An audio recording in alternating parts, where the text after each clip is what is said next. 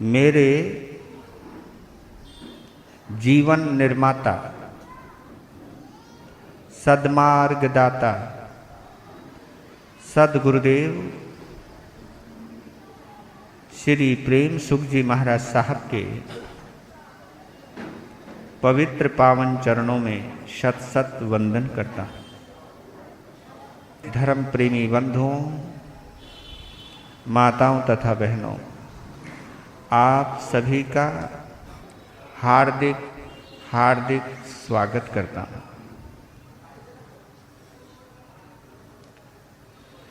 धर्म न दूजा सत्य समाना,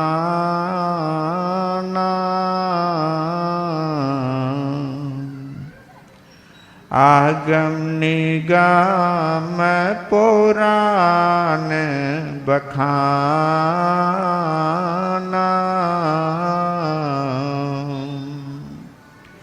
साच बराबर तप नहीं,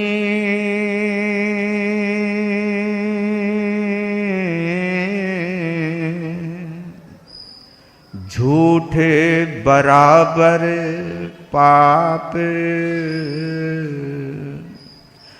जाके हृदय साच है, ताके हृदय प्रभु आप, सतमत छोड़ बावरे,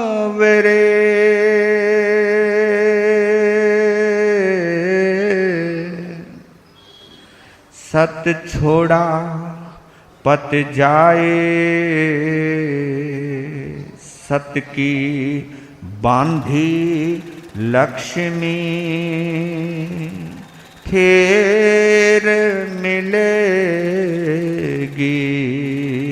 आए, वह सत्यवादी हरिश्चंद्र एक पल में बना भिखारी, मरघट में बिक गया राजा, बिक गए तारा रानी, वो अटल रहे धर्म पे, फिर हो गई सब आसानी, हम भूल गए हैं जिनको, जरा याद करो कुर्बान, जिन धर्म के प्यारे लोगों, यह सुन लो अमर कहानी, हम भूल गए हैं जिनको, जरा याद करो कुर्बानी। बोलिए सत्यवादी महाराजा हरिश्चंद्र की। आप लोग इस दिव्य कथा में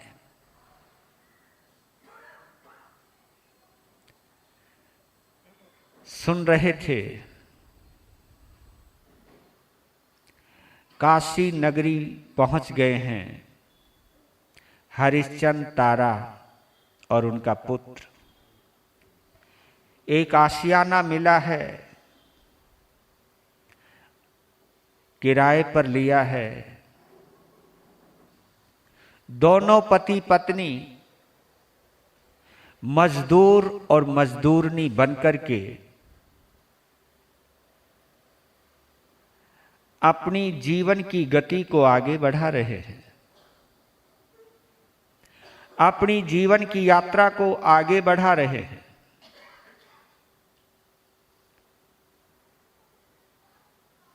हरिश्चंद्र को बस एक ही चिंता है कि 1000 स्वर्ण मुद्राएं कहां से आए, क्योंकि मजदूरी में इतना पैसा मिलता नहीं। और कोई बड़ा काम बहुत ढूंढा, मिल भी नहीं रहा। जो कुछ थोड़ा बहुत जमा किया वो भी किसी अदृश्य शक्ति ने चुरा लिया। समझ में नहीं आ रहा क्या किया जाए। लीजिए, जो ईमानदार लोग हुआ करते हैं, जो जबान के पक्के लोग हुआ करते हैं, उनकी कैसी सोच होती है। अगर किसी का देना है तो किस तरह ये बात उनके अंदर 24 घंटे गूंजती रहती है। हरिश्चंद्र के सत्य का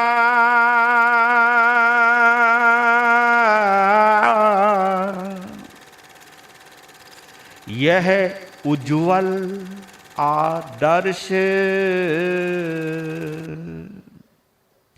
कभी उपेक्षा का नहीं, प्रण के प्रति हो स्पर्श। राजा हरिश्चंद्र का क्या उज्जवल आदर्श है। उनके जीवन का कौन सा भव्यतम हिस्सा है। उनकी सोच आदर्शों के प्रति किस तरह की है। ये पता चलता है कि 24 घंटे उनको जो उन्होंने प्रण किया हुआ है कि मैंने बोली हुई, कोई कर्जा नहीं लिया हुआ है, केवल बोली हुई 1000 स्वर्ण मुद्रा कैसे चुकाऊं, अपनी जबान कैसे निभाऊं, अपना प्रण कैसे पूर्ण करूं, यही एक चिंता 24 घंटे उन्हें खाए जा रही है। नहीं तो उनका जीवन दुख में भी सुख की अनुभूति कर रहा है। मजदूर और मजदूरनी बनकर के भी अपार आनंद है।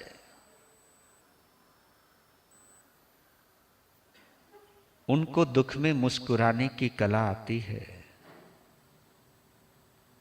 लेकिन जब दक्षिणा की बात आती है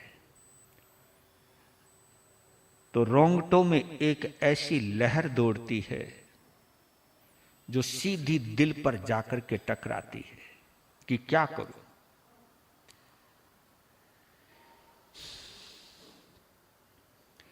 किंतु दक्षिणा के ऋण का जब कभी ध्यान आ जाता है, रोम रोम में एक प्रबल तूफान खड़ा हो जाता है। एक सहस का ऋण है सिर पर, पास नहीं एक पैसा है। निकट अवधि है क्रुद्ध तपस्वी, संकट उत्कट कैसा है। तारा चिंतित होती पति के मुख पर देख निराशा को, पति के साथ साथ पत्नी भी भूली सभी सुभाषा को। अंदर ही अंदर मानस में रोती आहें भरती है, स्वामी के कल्याण है तू सत सत प्रार्थना करती है। किंतु जैसे ही दक्षिणा की बात याद आती है, प्रबल तूफान खड़ा हो जाता है। 1000 स्वर्ण मुद्रा पास में एक पैसा नहीं। क्या करूं क्या ना करूं। और तारा अपने पति के चेहरे पर उभरती हुई निराशा को, उनकी परेशानी को, उनकी चिंतित मुद्रा को देखती है तो अंदर ही अंदर रोती है। अपने परमात्मा से प्रार्थना करती है, मैं तुमसे कुछ नहीं मांगती, लेकिन जब मैं अपने पति के चेहरे पर चिंता देखती हूं तो मेरा दिल टूट जाता है। वो बहुत सच्चे इंसान हैं, बहुत पवित्र आत्मा है ये। इनके चेहरे पर उदासी मेरे दिल को छेद जाती है, मेरे दिल को बींध जाती है।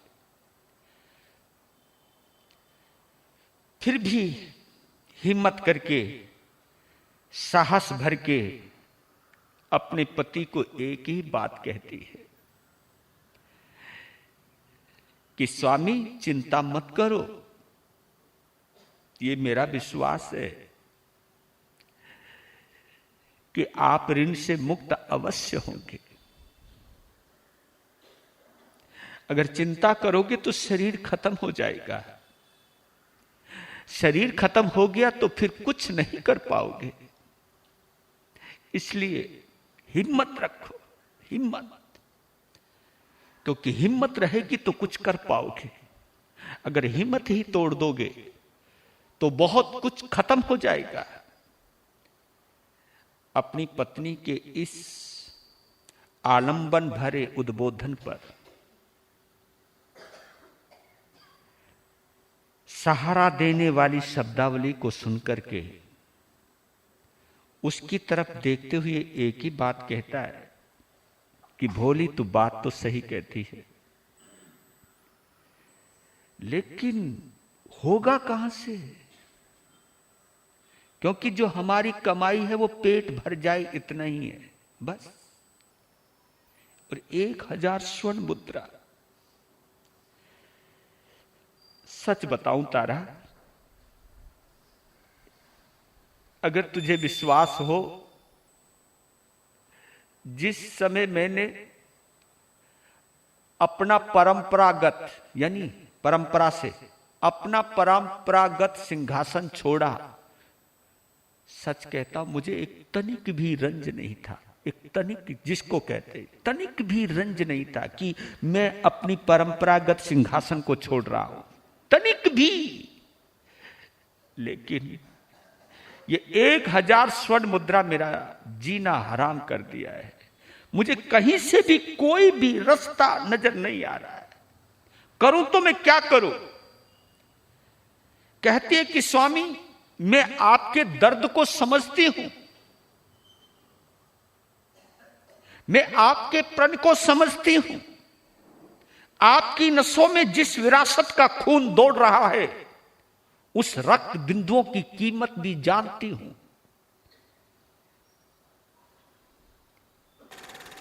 मेरा एक दिल कहता है स्वामी, जब आपके दिल में कोई पाप ही नहीं है तो ऐसे सच्चे इंसानों का तो परमात्मा भी तो कभी साथ देता ही है। इसलिए मेरा मन कह रहा है, मेरा दिल कह रहा है, हिम्मत मत हारो, कहीं ना कहीं से कोई ना कोई रास्ता निकल ही जाएगा। लेकिन चिंता मत करो, क्योंकि जब मैं तुम्हारे चेहरे पर चिंता देखती हूं तो मेरे प्राण सूख जाते हैं, मेरा दिल टूट जाता है। मैं सब कुछ बर्दाश्त कर सकती हूं, लेकिन तुम्हारा उदास चेहरा देख नहीं सकती।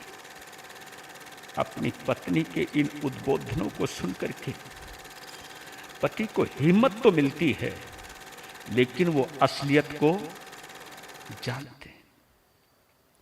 आपने देखना, इस प्रसंग के माध्यम से एक कवि ने बड़ा संदेश दिया है। भाइयों देख रहे हैं कैसे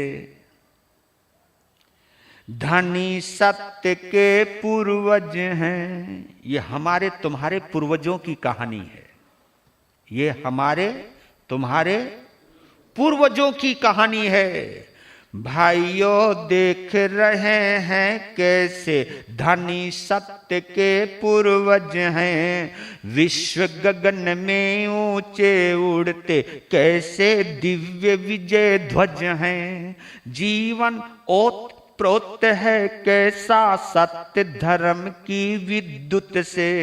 सब कुछ भूले सत्य न भूले रहे सत्य पर प्रस्तुत से। ये हमारे बुजुर्गों की नहीं, हमारे पूर्वजों की दास्तान है। ये हमारे पूर्वजों की कहानियां हैं कि जिनकी जीवन की उज्जवल परंपरा के ध्वज आज भी इतिहास के महलों पर लहरा रहे हैं।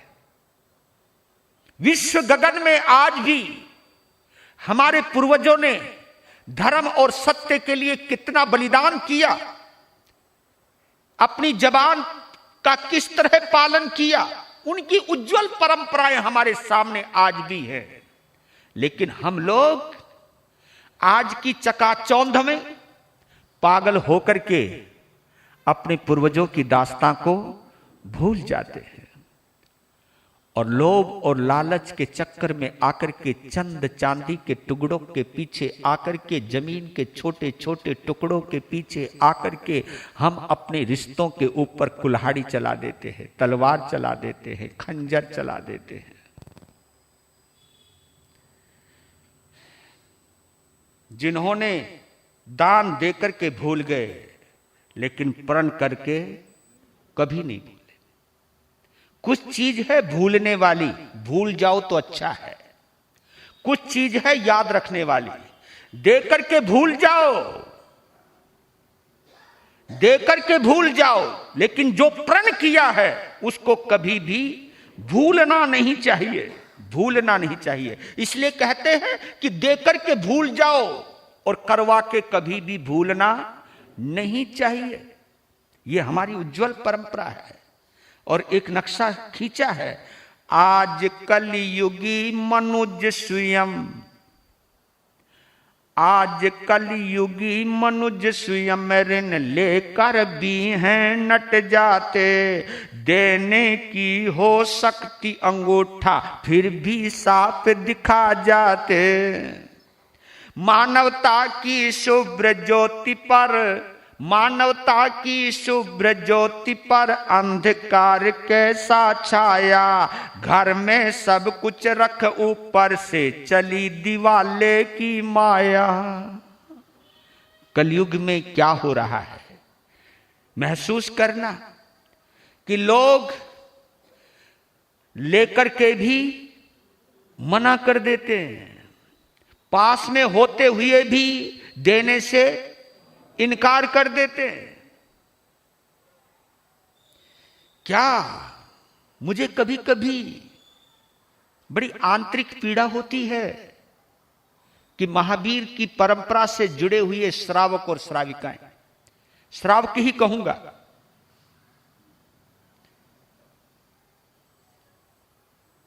कि सब कुछ अंदर रख करके ऊपर से दिवाला निकाल देते। मैंने सुना है कि राजस्थान, मेवाड़ और मारवाड़ के अंदर एक किस्सा प्रसिद्ध है कि जब कोई लड़की वाला कहीं रिश्ते को लेकर के जाता है तो पूछता है कि ये बता दिवाला कितनी बार निकाला,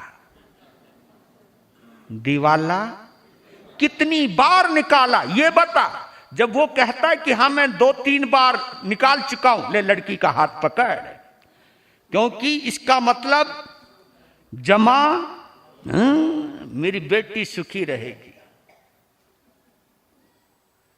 अगर आपके दिल ने ये कभी बेईमानी की हो, किसी का लेकर के देना दूर भूल गए हों, बहाने बनाए हों झूठे, और झूठे बहाने बना करके अगर आपने समाई की है तो आपने धर्म नहीं किया बल्कि पाप किया है। आपने प्रतिक्रमण नहीं किया, अतिक्रमण किया है भगवान के शासन का।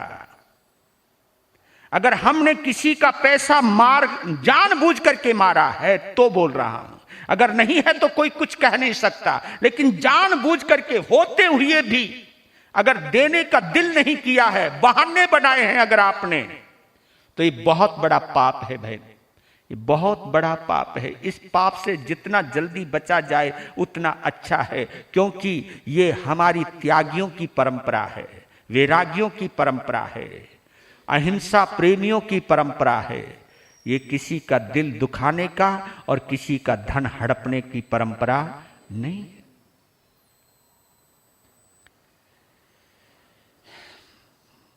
एक बार हिम्मत, क्योंकि दिन नजदीक आ रहे हैं, दिन घटते ही जा रहे हैं।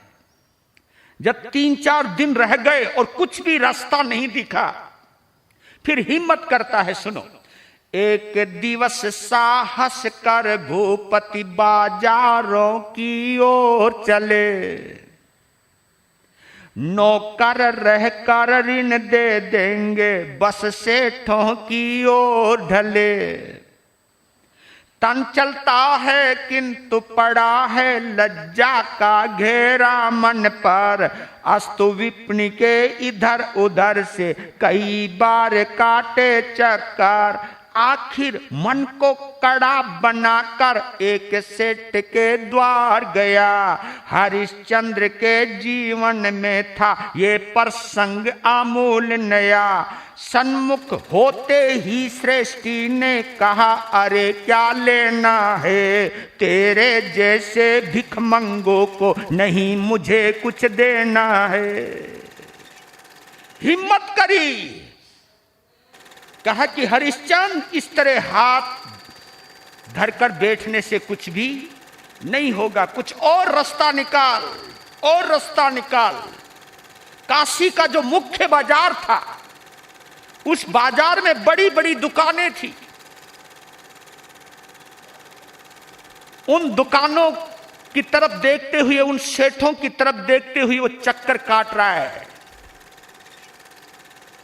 सोच रहा है, पता नहीं ये लोग मेरा भरोसा करेंगे या नहीं, क्योंकि उसके पास कपड़े अच्छे नहीं थे।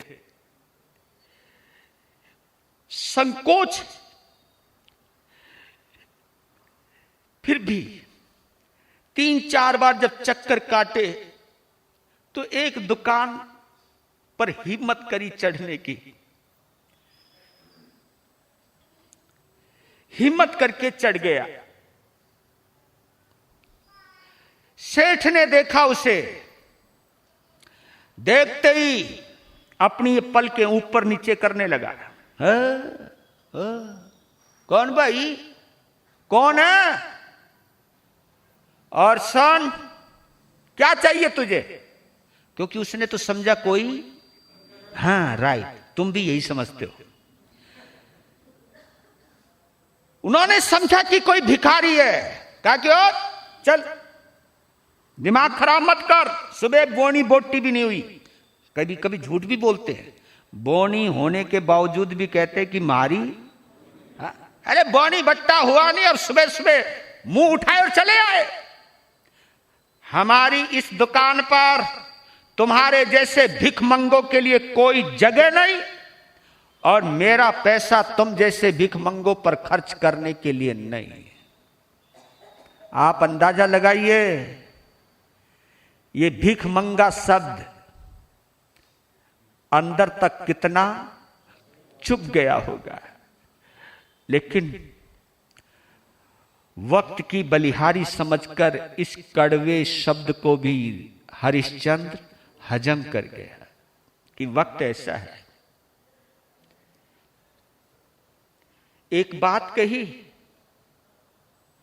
रंग विभूषित हूं, सब कुछ हूं, किंतु नहीं मैं भिखमंगा। प्रलय काल भी आ जाए पर बह न सके उल्टी गंगा। क्षत्रिय हूं एक खास बात के लिए समय कुछ लेना है। व्यर्थ सेठ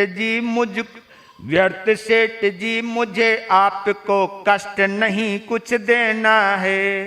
कहा कि मैं आपकी बात मानता हूं, मैं गरीब भी हूं, मैं भूखा भी हूं, लेकिन मैं भिखमंगा नहीं हूं। मैं भूखा भी हूं, गरीब भी हूं, जो तुम समझो वो हूं मैं, लेकिन मैं भिखमंगा नहीं हूं। मैं क्षत्रिय हूं सेठ जी, एक राजपूत हूं। मुझे आपसे कुछ काम है, कुछ बात कहनी है। मैं बिना मतलब आपके पास नहीं आया हूं। जब ये लगा कि हाँ मांगेगा तो है नहीं, फिर कहा चल। कहा सेठ ने अच्छा जल्दी कहो तुझे जो कुछ कहना, पर मुझसे पाने की आशा में न जरा तुम भी रहना। हाँ भाई साहब कह देता हूं बात, फटाफट बोल, जो कह रहा वो बोल, लेकिन एक बात याद रख, मैं तुझे कुछ भी देने वाला नहीं हूं भाई, ये पहली बात। भूपति ने तब कहा सेठ जी नौकर मुझको रख लीजिए, क्रय विक्रय या लिखना पढ़ना सेवा मन चाही लीजिए। क्षत्रिय हूं अतएव सर्व विधि रक्षा भी मैं कर सकता हूं, चोर और डाकू के संकट पल भर में हर सकता हूं। मुझ पर कुछ ऋण चढ़ा हुआ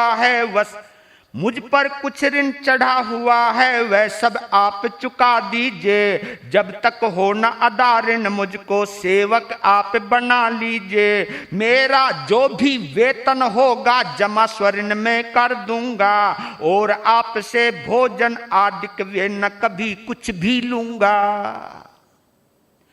कहा कि सेठ जी आप मुझे नौकर रख लो, खरीदने का, बेचने का, लिखने का, पढ़ने का जो भी सेवा है मैं अकेला कर सकता हूं। क्षत्रिय हूं, आपका अंगरक्षक बनकर के रहूंगा। आपके मेरे रहते हुए आपके घर में कोई चोर घुस नहीं सकता। आपके चाहे कितने भी दुश्मन हो, आपके शरीर पर आंच नहीं आने दूंगा। आपकी धन की भी रक्षा करूंगा, आपके व्यापार की भी रक्षा करूंगा, और जितनी भी लिखाई पढ़ाई के लिए जितने भी कुछ काम होता है वो सब मैं अकेला करूंगा। बस मेरे ऊपर कुछ ऋण चढ़ा हुआ है, वो आप चुका दीजिए, और जब तक वो ऋण अदा नहीं हो जाएगा तब तक मैं आपकी खिदमत में रहूंगा, मैं आपकी सेवा में रहूंगा।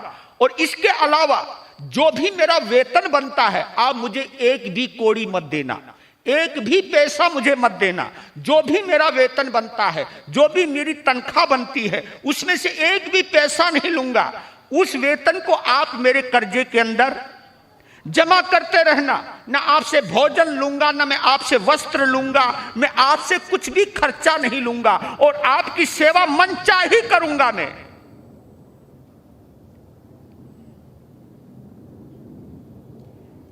ये जब सुना सेठ सोचने लगा, क्योंकि आप लोग फायदे की बहुत सोचते हो, अरे भाई बात तो कुछ ठीक कह रहा है, चल। अच्छा व्यय न तुझे कुछ लेना, बतला फिर क्या खाएगा, भूखा रह कर कैसे अपना तो गुजरान चलाएगा। भोजन वस्त्र आदि की चिंता मुझे नहीं बाधित करते, मेरी पत्नी मजदूरी पर उचित व्यवस्था खुद करती। कहा कि एक बात बता, तू अगर तू खाएगा नहीं तो भूखा काम कैसे करेगा, कपड़े कहां से पहनेगा। कहा कि सेठ जी मेरी पत्नी जो है मजदूरी करके भोजन भी बनाती है, और मेरी वो बाकी की सब चिंताएं वो करेगी, बस आप मुझको अपने यहां पर नौकर रख लो। ठीक, कितना ऋण है तुझ पर बतला। अब काम की बात पे आया। कितना ऋण है तुझ पर बतला, सहस्र स्वर्ण की मुद्रा का। क्या खेला था जुआ नहीं मैं भागी अपमुद्रा का। मामूली ऋण नहीं बता फिर कैसे इतना ऋण आया, फंसा किसी दुर्व्यसन जाल में निज सारा वस्त्र लुटा आया। स्वपन लोक में भी न व्यसन का स्पर्श कभी मुझको होता, मात्र दक्षिणा ऋण ब्राह्मण का कहा हुआ देना मुझको। दानवीर हो बड़े धुरंधर, दानवीर हो बड़े धुरंधर, रूप तुम्हारा बतलाता, कैसे तुझको नौकर रखूं, मेरा मन तो शर्माता। कितना ऋण है तेरे ऊपर? 1000 स्वर्ण मुद्रा का। अरे लाला के नीचे की गद्दी खिसक गई है? पीछे हटा। क्या बोला? क्योंकि वो वस्त्र देख रहा है, उसके कपड़े देख रहा है, उसका पहनावा देख रहा है। क्या बोला? एक बार दोबारा बोल, हमको सुनाई कम देता है, जबकि सुनाई दे चुका है उसको कि 1000 स्वर्ण मुद्रा का है। क्या जुआ खेला था क्या? नहीं मालिक। पर भाई ये तो ऋण कोई मामूली नहीं है। 1000। वो बेचारे का पता नहीं चश्मा भी लगा था या नहीं लगा था। 1000 मामूली नहीं है ऋण। लगता है कुछ गड़बड़ करी है, लगता है कहीं किसी बुराई के चंगुल में चक्कर में आकर के बर्बाद हुआ है। तो नहीं मालिक, मेरे अंदर कोई भी बुराई नहीं है। अरे कमाल, कोई बुराई नहीं है, फिर भी तेरे ऊपर 1000 स्वर्ण मुद्रा का कर्जा।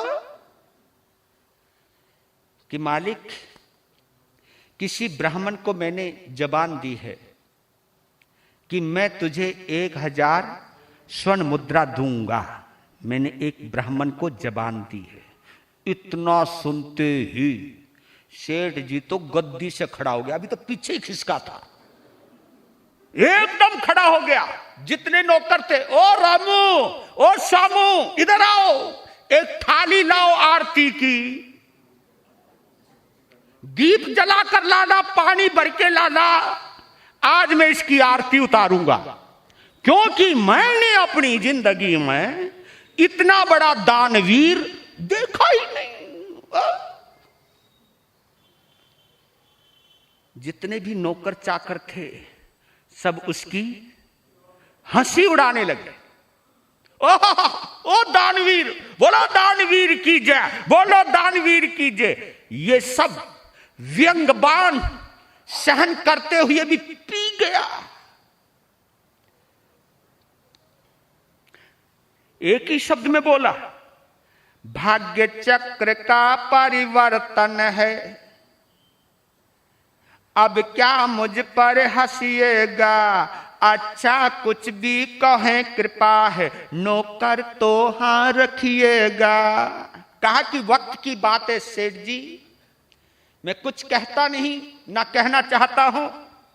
आप जो भी मजाक बनाना चाहे मना लीजिए, मुझे स्वीकार है, लेकिन आप मुझे नौकर तो रखोगे ना। इतना सुनते ही बेचारे ने पगड़ी पुगड़ी सी बांध रखी थी, उसको नीचे रखा पहले तो, क्योंकि पहले टांट ठंडी होनी बहुत जरूरी है। तो टांट हो गए गरम, भयंकर। क्योंकि आपने देखा होगा ये दो विचारधाराओं की टक्कर है। एक वो है जो सब कुछ देकर के आया है, एक वो है जो सब कुछ देकर आया है, और दूसरा वो है जो पड़ोसियों का सब कुछ हड़प भी ले और डकार भी ना ले। समझ गया ना? दूसरा वो है कि मैं किससे क्या छीन लूं, मैं किससे क्या हड़प लूं। एक वो विचारधारा का है, एक वो विचारधारा का कि मैं किसको क्या दे दूं। तो दो विचारधाराएं आपस में ये टकरा गई। वो सोच, उस बंदे ने कभी जिंदगी में दान नहीं दिया, और उस दानवीर को देखती वो तो हिल गया और कहा, भाई कैसे नौकर रखूं तुझको, नहीं समझ में कुछ आता, सहस स्वर्ण की मुद्राओं का ब्याज न वेतन दे पाता। कहा कि तुझे मालूम है 1000 स्वर्ण मुद्रा का ब्याज कितना बनता है? वो ब्याज भी मिलकर के तेरा वेतन, क्योंकि तेरा वेतन कम है, तेरी तनख्वाह कम है, ब्याज ज्यादा है। तेरा दिमाग खराब है क्या? बोल क्या रहा है तू? सारे जीवन में भी तुझसे, सारे जीवन में भी तुझसे ऋण न पूर्ण ये हो सकता। जा अपना कर काम व्यर्थ ही काम हमारा है रुकता। आज सहस्र मुद्राएं ले ले, आज सहस्र मुद्राएं ले ले, यदि कल को तू भग जाए। कहाँ ढूंढते फिरे पता फिर नहीं कहीं तेरा पाए। कहा कि एक बात कि जिंदगी भर मर भी जाएगा ना तो भी तू ब्याज नहीं चुका सकता रे। तूने हमें पागल समझ रखा है क्या? हम तेरे को पैसा देंगे और तेरी चेहरे से तो मुझे लगता है कि तू चोर भी है और लफंगा भी है। आज मैं तुझे पैसा दे दूं और कल तू भाग जाए, मैं क्या करूंगा? हैं? क्या करूंगा मैं? और तू तो क्षत्रिय है ना, अगर कहीं मांगने आ जाऊं तो तू तो मेरा गला ही घोट के मार देगा। ना बाबा ना, देना है नहीं। क्योंकि जिन्हें देना नहीं होता ना, नहीं, जिन्हें देना नहीं होता वो बहाने बनाते हैं। जिन्हें देना नहीं होता है वो बहाने बनाया करते हैं। जिन्हें देना होता है वो कभी बहाने नहीं बनाते। देना था ही नहीं, वो तो मजाक बना रहा था। कहा कि मैं क्षत्रिय हूं मालिक, मर जाऊंगा लेकिन कभी दगा देकर नहीं जाऊंगा, मेरा विश्वास कीजिए। कहा कि भट निकल यहां से।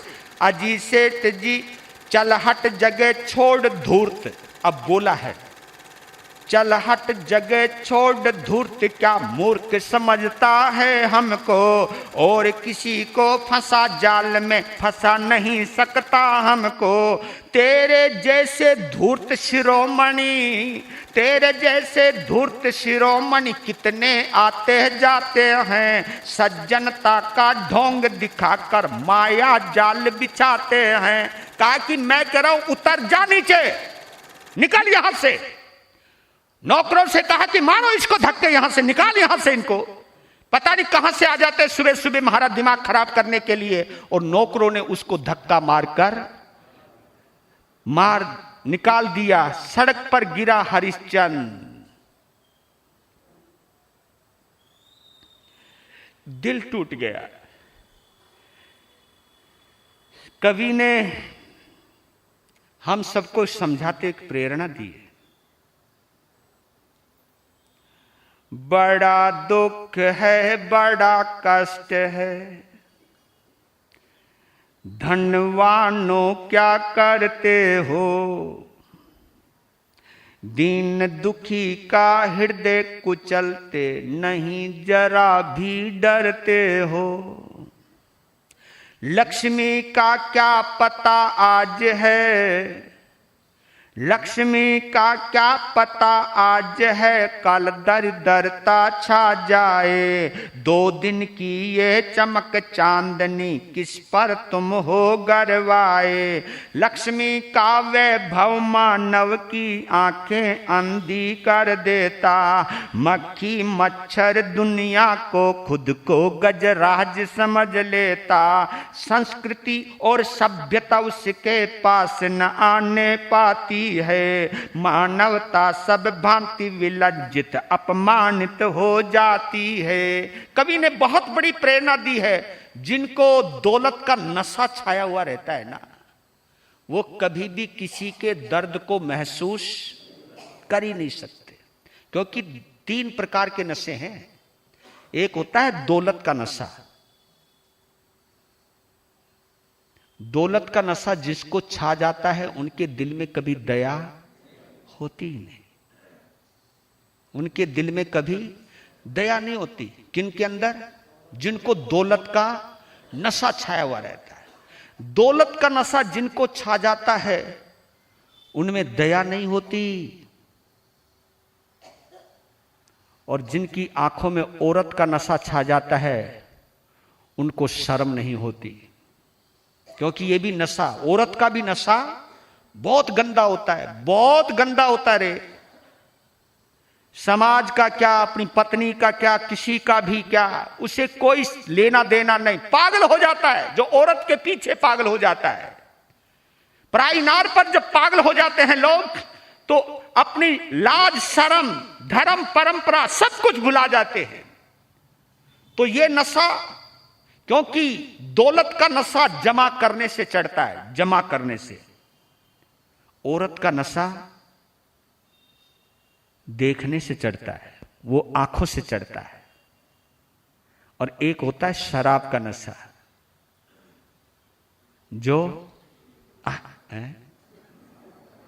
जो पीने से चढ़ता है। और ये तीनों नशे ऐसे होते हैं कि आदमी इन नशों में इतना खुद गर्ज हो जाता है, इतना खुद गर्ज हो जाता है कि उसको दूसरों का ध्यान आता ही नहीं। शराब के पीछे अपनी औरत के जेवर बेच देते, जमीन को बेच देते, इज्जत को बेच देते। मैं तो यही कहता हूं,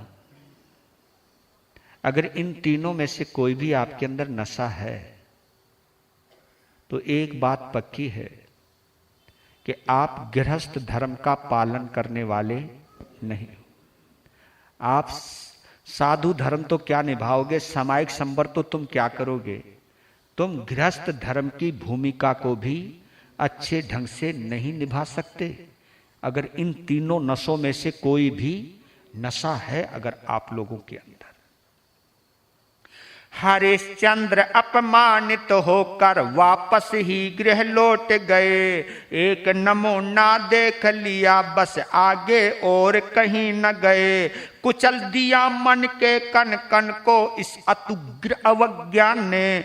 बड़ी विकट उलझन में डाला ऋण की क्रूर समस्या में। तारा को जब पता लगा तो मन में शोक उमड़ आया। फिर भी दृढ़ होकर भूपति का धैर्य भाव ही दिखलाया। दिल टूट गया, थके हारे कदमों के साथ भरे बाजार में अपमानित होने के बाद वापिस लौट आया अपनी कुटिया पर। जैसे ही पेड़ की छाया में जो चारपाई रखी हुई है उस पर बैठा तो दिल भर गया, रोने लगा। जैसे ही पति को रोते हुए देखा दौड़ करके आई। क्या हुआ? जब देखा कि कोहनी छिली हुई है, कपड़े थोड़े बहुत और फट गए हैं, क्या हुआ? तब उसने एक बड़े दर्द के साथ एक बात कही, तारा ये कपड़े इतने बड़े होते हैं, इन कपड़ों की वजह से कोई हमारा दिल भी नहीं देख सकता। आज मेरे साथ ये हुआ। मैंने हिम्मत करी थी, जब अपने पति का ये अपमान की बात सुनी तो टूट गई, लेकिन सोचने लगी इस समय मैं टूट जाऊंगी तो ये और टूट जाएंगे। कहा स्वामी सेठ जी की बात का बुरा मत मानो। होता है, ऐसा होता है। जब मुसीबत का समय होता है ना तो कोई भी किसी का भरोसा नहीं करता है। और उस सेठ को भी क्यों गलत मानो, वो तुम्हें जानते ही कहां है, तुम हो क्या चीज, वो तो मैं जानती हूं ना। मैं जानती हूं कि तुम क्या हो, वो क्या जाने कि आप क्या हो। वो एक बहुत गहरी बात कहती है कि जग में कहां किसी का परिचय बिना समादर होता है। वनचरों के घर हीरों का नित्य निरादर होता है कि बिना परिचय के कहीं कोई सम्मान नहीं मिलता। और हीरे जो हीरा होता है, वनचर जो जंगल में भील होते हैं, जो भील होते हैं, जंगली आदमी होते हैं, जंगलों में रहने वाले होते हैं, जिनको यह नहीं पता कि यह हीरा है, उनके बच्चे उन हीरों से खेला करते हैं, क्योंकि हीरे की कीमत तो केवल जौहर ही जानता है। इसलिए हिम्मत रखो। पर लेकिन अंदर से टूटी हुई है, टूट गई अंदर से। और देखिए वो दिन आ गया है जो 30वां दिन है। एक दोहे के माध्यम से कवि ने एक दृश्य खींचा है और ये हम लोगों को ऊपर भी लागू होता है। मैंने अभी तक तो आपको ही बोला है, लेकिन ये बीमारी जो मैं अब बोलने जा रहा हूं, ये बीमारी अगर हमारे में भी है ना, तो हम भी निकृष्ट है, हम भी नीच हैं, हम भी गिरे पड़े हैं। त्यागी योगी सद्गुणी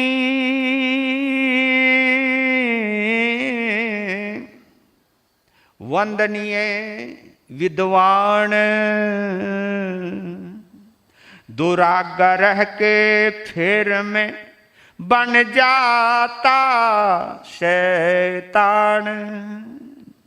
चाहे कोई कितना भी बड़ा त्यागी क्यों ना हो, चाहे कोई कितना बड़ा भी योगी क्यों ना हो, चाहे जीवन के अंदर कितनी भी किसी में अच्छाइयां भी क्यों ना हो, और चाहे कितना भी तत्वों का ज्ञाता, आगमों का व्याख्याता, वेदों का वेदांती क्यों ना हो, चाहे कितना भी विद्वान क्यों ना हो, अगर कोई दुराग्रह में आ जाए, कोई हठ में आ जाए, कोई जिद में आ जाए, कोई अहंकार में आ जाए, तो ये अहंकार ऐसी चीज है कि अच्छे अच्छे त्यागियों को भी शैतान बना देती है, शैतान बना देती है। और एक बात याद रखना, समय किसी की कभी जगत में,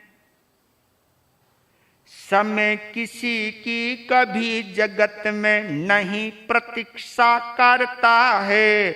एक बार निश्चित कर लीजिए फिर स्वयं धमकता है।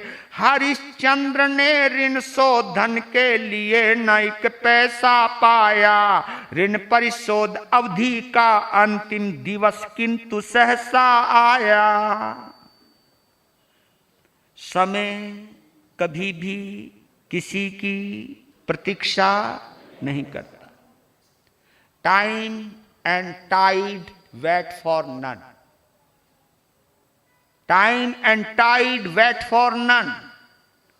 समय और तूफान, जलजला कभी भी किसी का इंतजार, वेट फॉर नन, वेट नहीं करता, इंतजार नहीं करता कि जिस तूफान को जब आना होता है बिना बताए आ जाता है। कह करके कोई नहीं आती, कोई बीमारी कह करके नहीं आती, कोई तूफान कह करके नहीं आता है। जो ऊपर वाले ने या हमारे मुकद्दर ने जो निश्चित कर रखा है, जब क्या क्या घटित होना है, वो समय अगर आ गया तो हमें पता भी नहीं चलेगा कब क्या हो गया है, पता नहीं चलता है। और इसी प्रकार अब देखो ना, जब हम बेंगलोर से चले थे ना, तो हर कोई कहता था जी कहां जा रहे? नुके जी हम पूना जा रहे हैं। अजी पूना में कहां जाओगे? तो हम बोले थे वडगांव शेरी जा रहे। नुके जी किस लिए जा रहे? जी हम चतुर्मास करने जा रहे। ओहो, अभी तो गुरु महाराज चतुर्मास के 7-8 महीने हैं। वो जी वो 7-8 महीने भी निकल गए, फिर चतुर्मास का प्रवेश हो गया। उनको जी अभी तो 120 दिन है। अब देखा आपने, 120 दिन में केवल 12 दिन रह गए और ये भी निकल जाएंगे। सच कह रहा हूं, ये भी, क्योंकि कोई समय निश्चित कर लीजिए, धीरे धीरे वो सुई वहां पर आ ही जाती है, आ ही जाती है।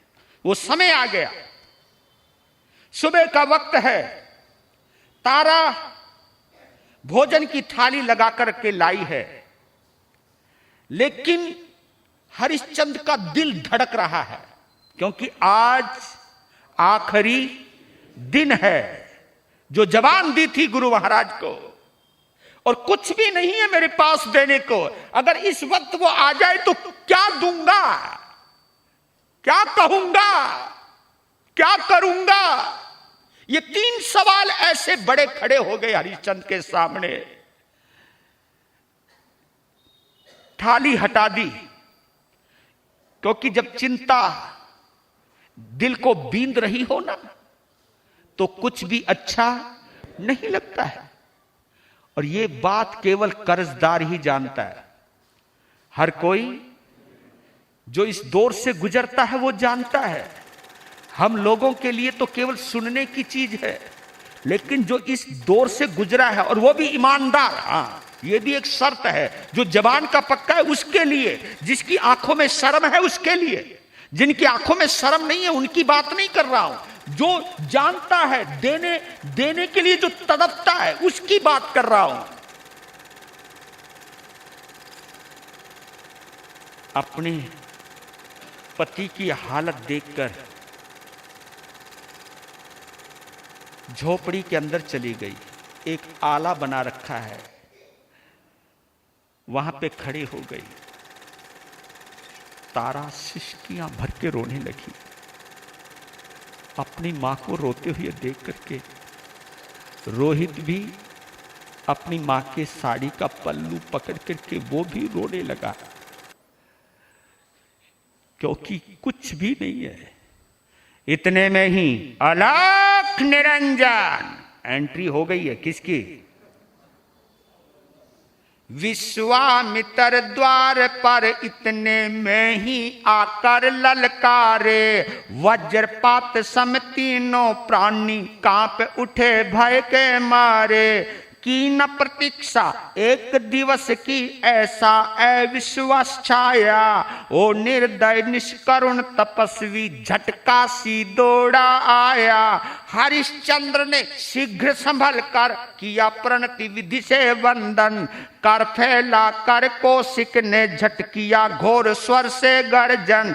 रहने दे बस भक्ति प्रक्रिया, रहने दे बस भक्ति प्रक्रिया। बात दक्षिणा ऋण की कर। डाल राज्य की झंझट ऋषि को खूब सताया जी भर कर। सहन किया बस अब न सहूंगा। अधिक सता कर क्या लेगा। मास पूर्ति में कितने दिन है, शेष दक्षिणा कब देगा। अलख निरंजन ये शब्द सुनते ही तीनों प्राणी एकदम कांप गए। हरिश्चंद्र ने जैसे ही गुरुदेव को सामने देखा, बैठा था खाट पर खड़ा हो गया, क्योंकि बड़ों के आगे वो कभी बैठता नहीं था। एकदम खड़ा हो गया, हाथ जोड़ करके जैसे वो प्रणाम करने के लिए झुकने लगा, तो विश्वामित्र ने कहा, हरिश्चंद्र नो नहीं, तू जब मुझे हाथ जोड़ता है ना, दर्द होता है मुझे, दर्द। हाथ नहीं जोड़ना, क्योंकि मैं यहां तेरे पास वंदना करवाने के लिए नहीं आया। दक्षिणा कितना समय बाकी है? 1 महीना हुआ या नहीं?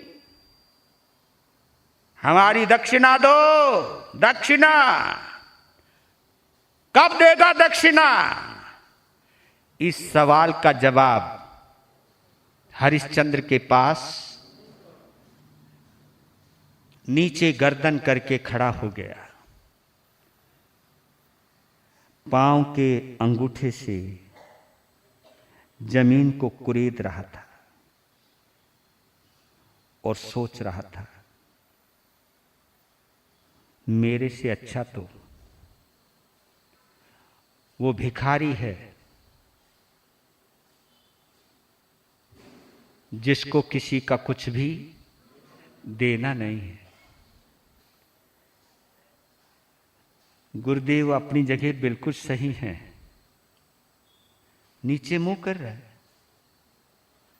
विश्वामित्र आगे गया, उसकी ठोड़ी के ऊपर, ठोड़ी समझते ना, चिन्ह, ठोड़ी के नीचे हाथ लगाया, क्योंकि गर्दन नीचे है। उसकी गर्दन को ऊपर उठाया, कहा कि काय नीचे क्या है? सामने मैं हूं, नीचे क्या है? बता मेरे लाल, कितने दिन बाकी हैं?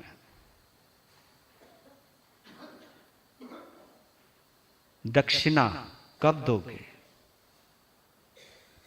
तू तो बड़ा प्रण का पक्का है ना, अपनी जवान का पक्का है ना।